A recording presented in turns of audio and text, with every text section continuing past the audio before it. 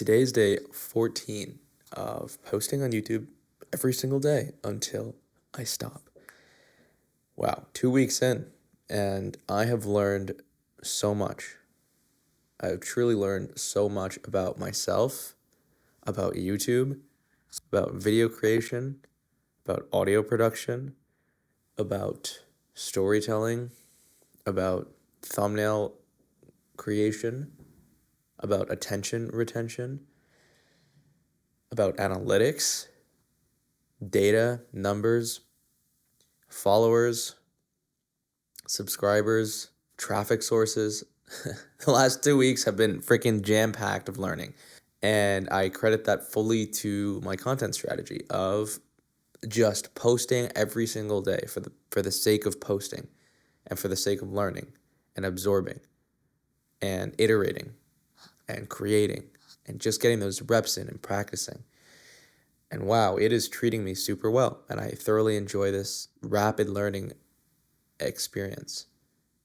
And I will certainly apply this methodology to whatever else it is I would like to learn in the future.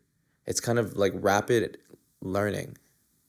It's a modality for rapid learning and consistent learning, regardless of what it is, whatever the skill or domain is.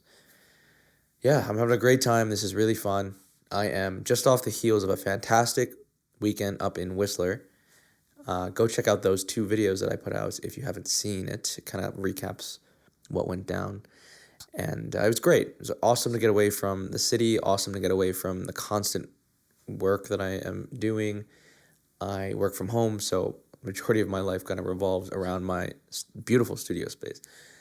But it is nice to get away from it from time to time. And Whistler is right smack in the middle of nature. It is like in the heart of the wilderness. It's really, really, really something special. And if you ever have the opportunity to get yourself to Whistler, I would take that opportunity for sure.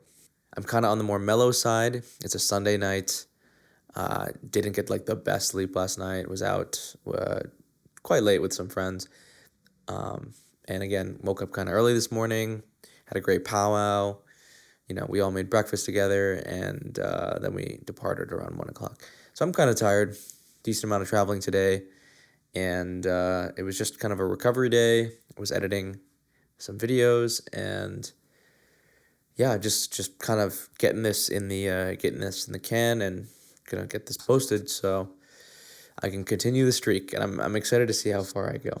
The one topic that I want to cover today is the idea of giving yourself time to breathe versus being in a constant state of work mindset. And I think it's very easy. I can predict. I've only been an entrepreneur for not too long, but I can predict it would be very easy to just neglect all rest and relaxation in favor of work, because the boundaries of what is work and what isn't work is skewed when you're an entrepreneur and when you work for yourself, because every single waking moment of your days and even your nights could be used for working.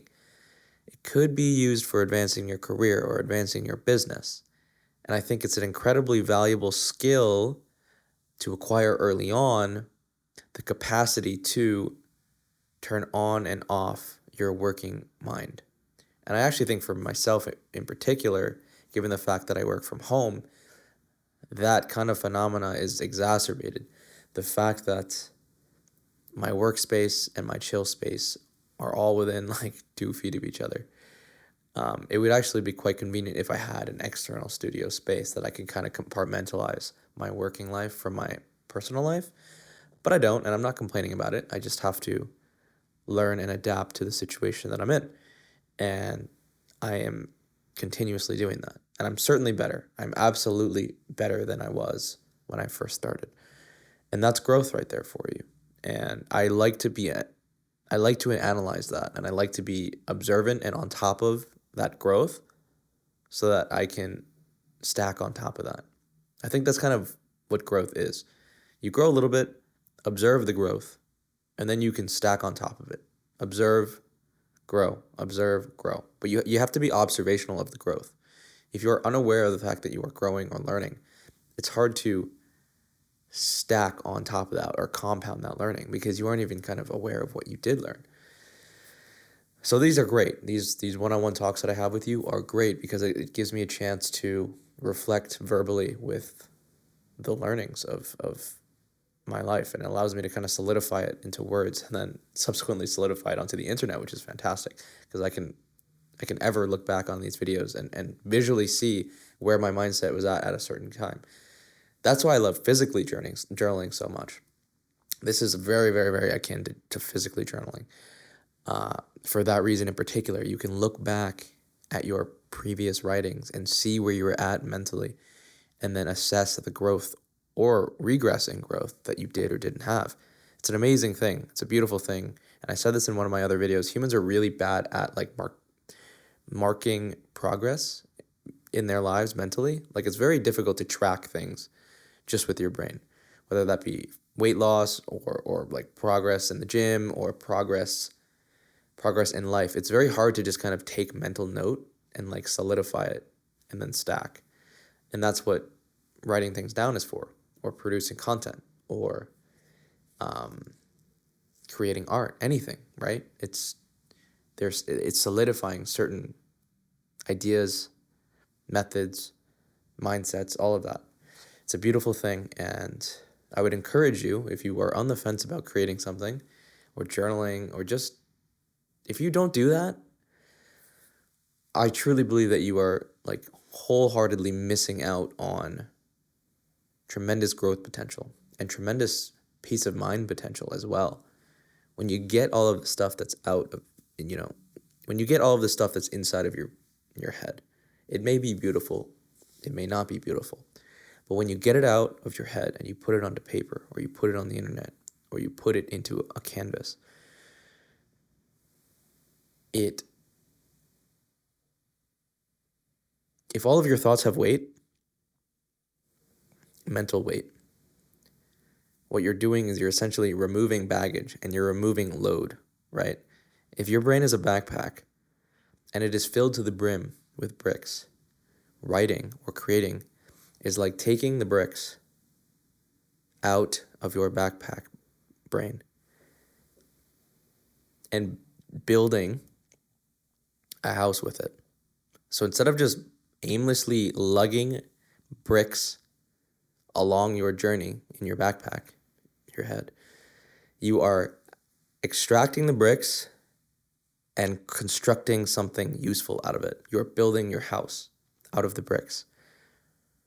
That is what creation / writing / tangibilizing your ideas is.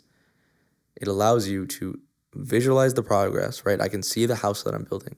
And then when you get far along enough in the building process, you can actually start to use the house that you're building. That's a great analogy, actually. And that's kind of what's happening right now. I am just laying the foundations with this YouTube thing. And, I have gotten not even one wall of my house built yet. And it's reflected in my views, my subscribers, my non-monetization, all of that. That's kind of, I'm building my foundation. But I can imagine as I can keep stacking these videos, what I'm doing is I'm building the walls around my house, and I'll eventually get into building the rooms and, decorating the inside and then put the roof on. And when I have my roof on the house that I just built, that's when the monetization happens. That's when I can start to enjoy the fruits of my labor. Right now I'm in the building phase, and that's okay. I want to be in the building phase. Get the bricks out of your head and start laying them on the ground in order to build your house. They are just holding you back and holding you down in your mind. They're weighing you down. There's no reason to have them in there. There's every reason to have them out here. All right, I'm going to end it with that. I really like that analogy. I hope you did too. I love analogies, by the way.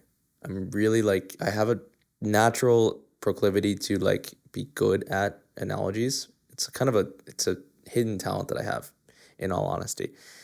And I'll try to break that out more because I know people really, really, really connect with analogies because people connect with storytelling, and analogies are akin to stories. It's easy to build a story in your head with an analogy. And it really, really helps with comprehension of complex ideas. And for some reason, I can just like think of analogies, weird analogies, like pretty well. And they tend to make sense. And I love it. I love it. It helps me and it helps the people that I'm communicating with. All right.